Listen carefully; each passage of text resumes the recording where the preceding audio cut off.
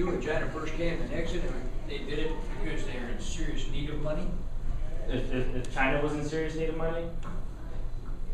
I'm sure, yes, because history tends to repeat itself, and I think China was seeing what the Soviet Union was doing and how they were going along, and I'm sure maybe Mao didn't like that idea. Maybe he wanted a little different change, and he knew the U.S. could offer them a lot of support, a lot of help, a lot of knowledge of how to maybe become a superpower. Yes.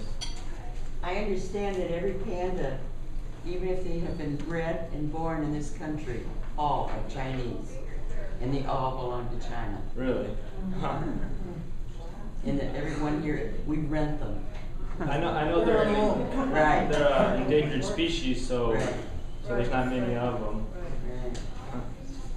Yeah, I can remember, some of us are old enough to recall when you were not able to own anything made in China. Made in Red China. It was forbidden to purchase anything or use anything made in Red China. It was back in the 60s, as a matter of fact. How things have changed. Yeah. I would just note, when I was a little younger than you, I had the opportunity to be on a TV program and talked about Russian-Chinese policy, our policy towards them, which treated them as a monolith, and I thought that was absolutely stupid because we should have been playing one against the other. But that was a totally unacceptable thought, and I had a grade in high school changed, lowered, and I was told that I would not get more than a C for that semester, despite the fact that I had an A before. Another point is that 20 years ago I was able to be a consultant in Russia and Ukraine, and one big dinner we had in Russia, I told a story about when my father was in a meeting with Joe Stalin at Potsdam, and when I mentioned Stalin to that group, the silence was just desperate. They did not allow a mention of Stalin, and this was just 20 years ago. It was just unheard of to even mention Stalin. What's your experience in terms of the Russian community and Stalin? I get a lot of different reactions on that. Me as being born in Russia, but I didn't really live there. I didn't really experience it. My parents, we actually came here in 1994. A big reason was that because of what was going on in the Soviet Union. Just at the time of the collapse, I was born in 91. So that was the height. My parents didn't want, I was actually born in Moscow, to kind of give you where I'm from. So there's a lot of turmoil going on within the city, and so me being as the only child, my parents left. But here, I interact with the Russian community a lot, with the Ukrainian, with the Moldovan, with the Slavic countries of Europe, and within us, we get along just well. Even in the U.S., when we interact with that, I know our church, we do a lot of visits to the nursing home, to different places, and when we say that we're a Russian church, people are actually happy, the older communities, and I haven't really gotten much, I don't know how to say this, much, bad talk to me about me being Russian in the U.S. I know a lot of different people have their own different views, and it's been 20 some years, and I'm sure the U.S. kind of is starting to forget about what it was like back 30 years ago when the Soviet Union was at its height. Yes.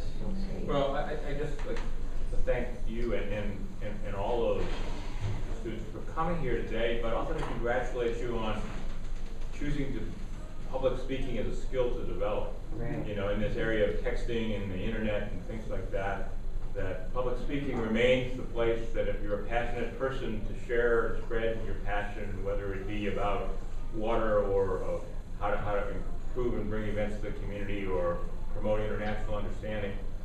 And so I think that it marks you as having the potential to lead and have influential lives as you go forward and complete your education. And I've learned sort of that when you make a speech, it's not like an assignment where you do it and then it's done, that the same speech or the same themes in speeches, if you're passionate about them, will have to keep coming up and being refined, and you'll get at them, and it's learning experience for you every time you do it, as well as for the folks that you communicate with. And so I really do appreciate the fact of getting to have met all of these things. Yeah.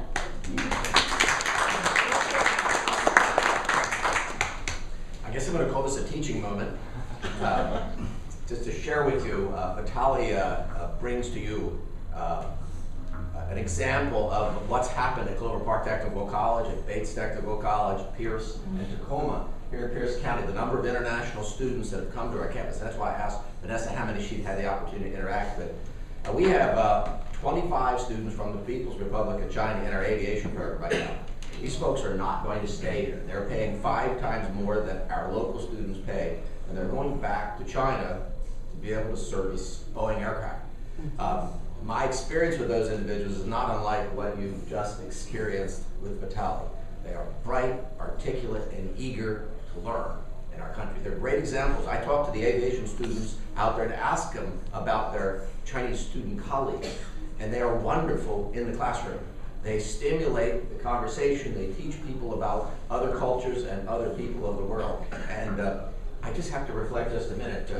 My age clearly indicates that I grew up and was in the military when China and Russia were extraordinary adversaries. You know, we had this great fear and constant worry. And what a wonderful change has come about. We've met people like you, and your interaction with our students at the college has been wonderful. And I'm so grateful you're here today to represent you.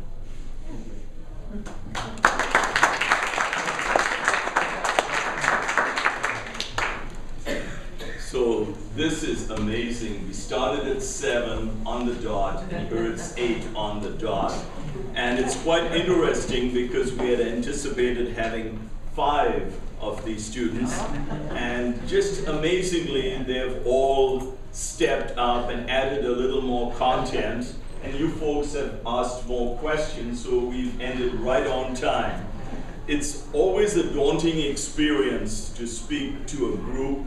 I know a few of you have had this opportunity, but you could tell by the questions that you definitely stimulated interest, and you handled yourselves with aplomb. Thanks to you, and thanks to your instructor, Dr. Venditti.